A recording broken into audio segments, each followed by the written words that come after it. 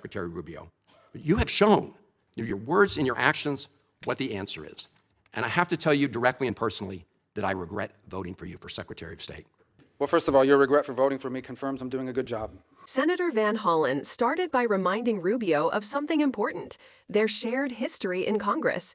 That history wasn't perfect, but it was grounded in certain mutual beliefs: democracy, human rights, and constitutional duty. Senator Van Hollen. Thank you, Mr. Chairman. Mr. Secretary, you and I served together in Congress for 15 years. We didn't always agree, but I believe we shared some common values: a belief in defending democracy and human rights abroad, and honoring the Constitution at home.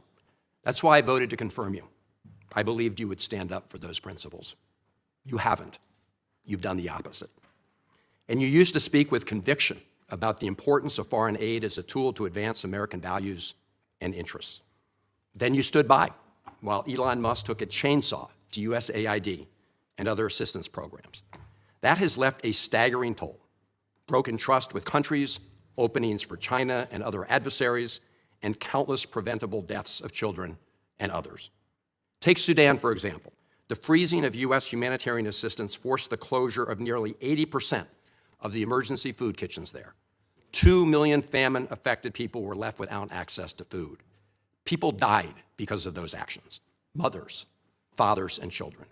Tons of emergency food that could have saved their lives was left rotting in warehouses because you and Elon Musk refused to let USAID do its job. Sudan is a country where, by the administration's own determination, a genocide is unfolding in Darfur. But here's where it goes from cruel to despicable.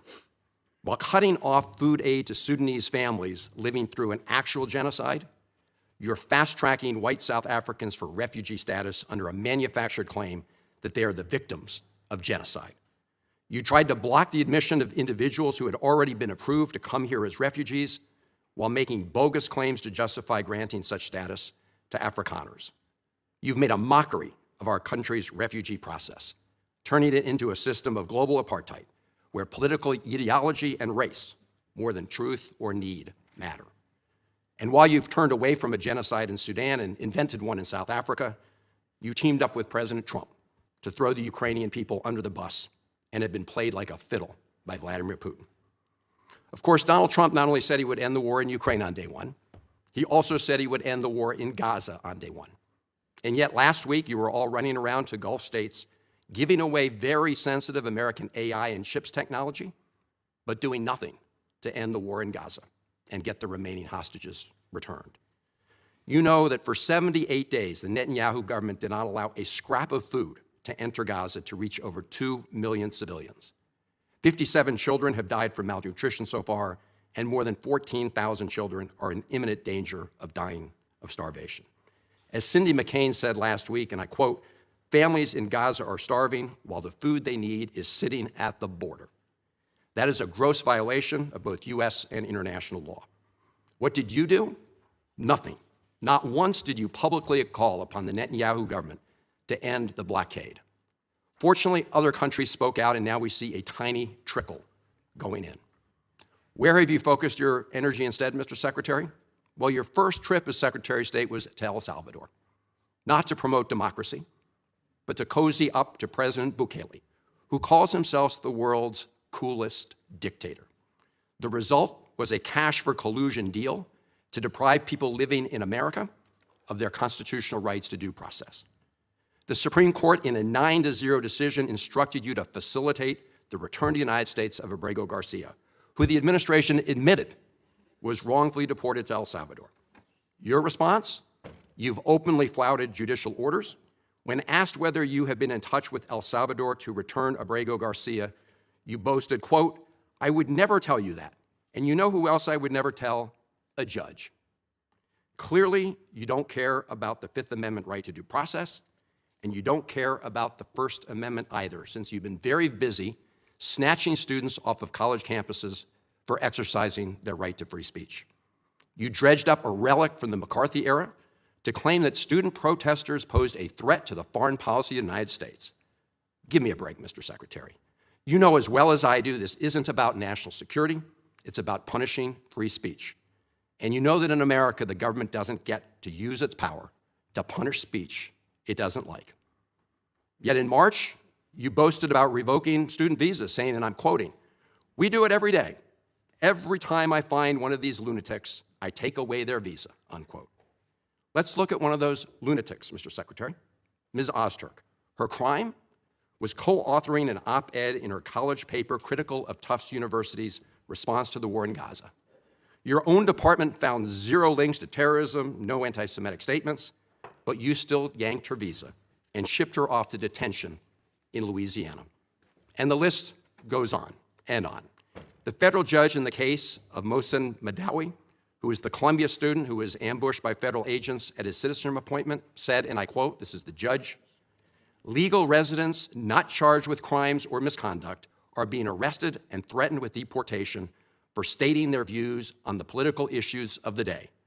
Our nation has seen times like this before, especially during the Red Scare and Palmer raids. Like the McCarthy-era witch hunts of the 1950s, your campaign of fear and repression is eating away at foundational values of our democracy. Back then, it took one voice, Attorney Joseph Welch, to cut through the hysteria with a simple question that marked the beginning of the end of that shameful era. He asked Senator McCarthy, have you no sense of decency? And I would ask you the same, Secretary Rubio. You have shown through your words and your actions what the answer is. And I have to tell you directly and personally that I regret voting for you for Secretary of State. I yield back. May I respond? You may say. Well, first of all, your regret for voting for me confirms I'm doing a good job, based on what I know. Well, that's about just your a record and flippant what you statement, stand Mr. for. Secretary. Can I respond, Mr. Chairman? You may. I didn't ask Senator, question. please let the Secretary have I'd be the floor. happy to, but then I can respond to his Your response. time's up, Senator, and willfully used, I might add. well- your remarks do not represent the view of this committee. Well, Mr. Chairman- Secretary, please. Well, I'd like to. I can't respond to everything he said because much of these are untrue, but I'll go through a few. First of all, I'm actually very proud of the work we've done with USAID. For example, I don't regret cutting $10 million for male circumcisions in Mozambique. I don't know how that makes us stronger and more prosperous as a nation. I raised don't regret Sudan, Mr. psychosocial support services. I for raised USAID. Sudan, Mr. Secretary, Can I not respond, Mr. Mozambique. Chairman, Senator, or do I? Senator, I'd ask you to suspend. You had 7 straight minutes of I chose railing to on- use my time that way, Mr. Chairman. That's my right to Please use my suspend, time that way. Secretary Rubio. Well, I can go on. I mean, there's other things here. We spent $227,000 for Big Cat's YouTube channel from USAID. We spent $14 million for social cohesion in Mali, whatever the hell that means. So I can go on and on. I got the list here, and there's more. I didn't even bring the whole list. In the case of El Salvador, absolutely. Absolutely. We deported gang members, including the one you had a margarita with. And that guy is a human trafficker, and that guy is a gangbanger, and the evidence is going to be clear. In the days to come, Mr. you're going to Chairman, see who you went to look, defend. Senator, I'm sorry, please, Mr. Chairman. Secretary No. Rubio has the floor. Mr. Chairman, he can't make unsubstantiated Senator, comments like that. Secretary Rubio has the floor. You've had Secretary your time. Rubio should take that testimony to the federal court in Senator- the United States because Well, he hasn't done it under oath. Here's another point, okay?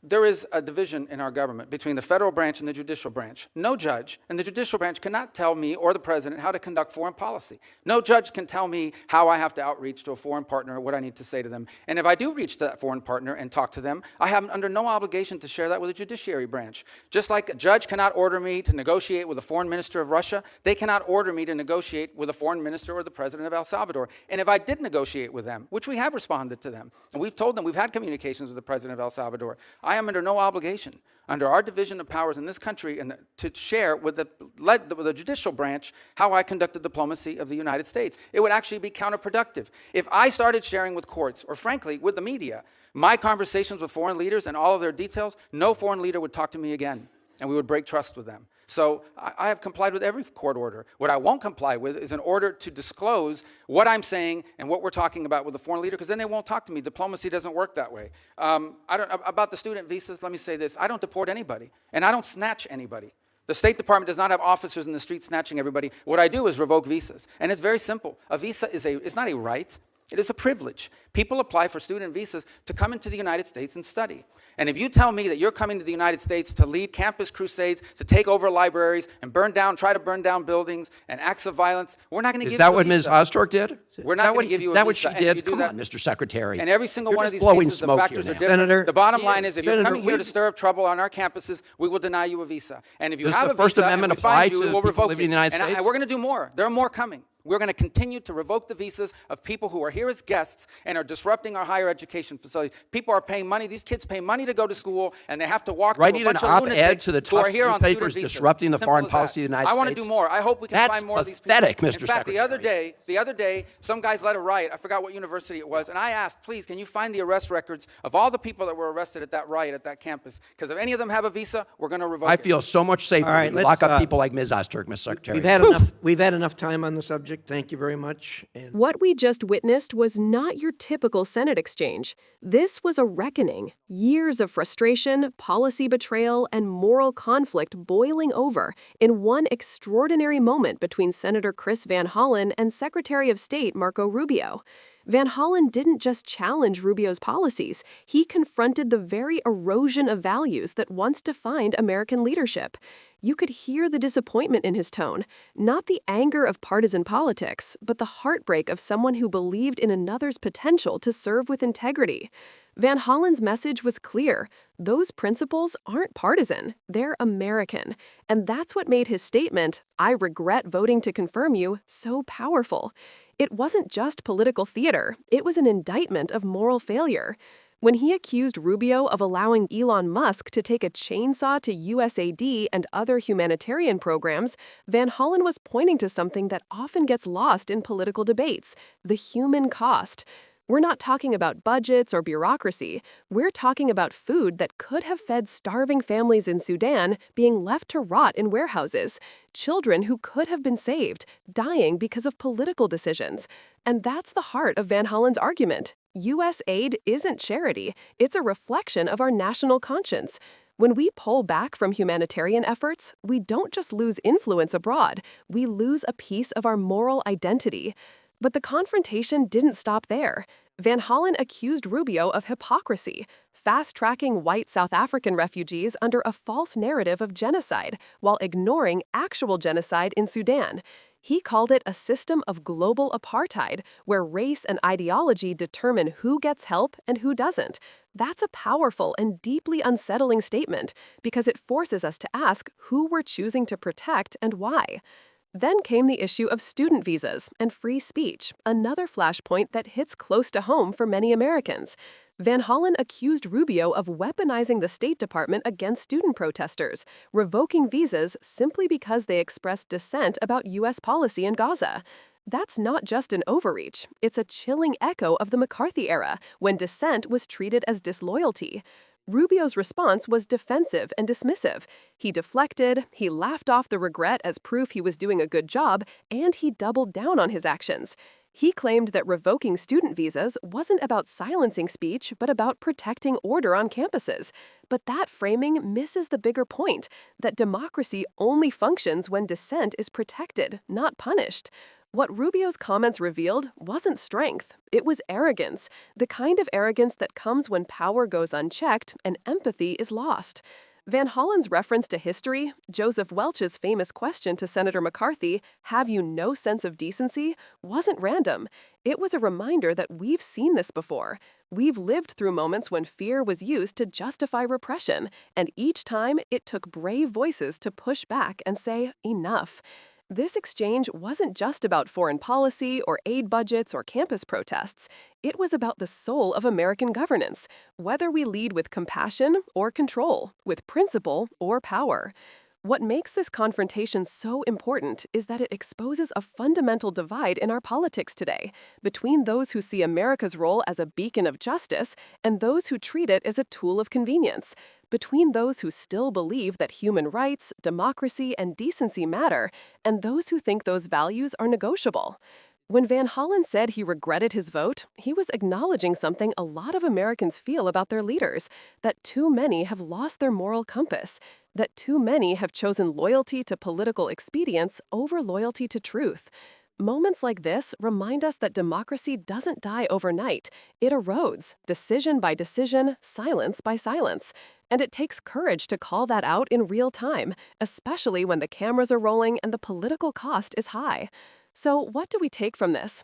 We take a lesson in accountability, a reminder that leadership isn't just about holding office, it's about holding values. that foreign policy is not abstract. It has consequences measured in human lives. And that the health of our democracy depends not just on elections, but on the moral clarity of those we elect. As citizens, we have a role to play too. We can't be numb to these exchanges. We can't treat them as just another viral clip or partisan fight, because beneath the shouting and the sound bites, there are real issues: hunger, genocide, free speech, justice, and they deserve our attention.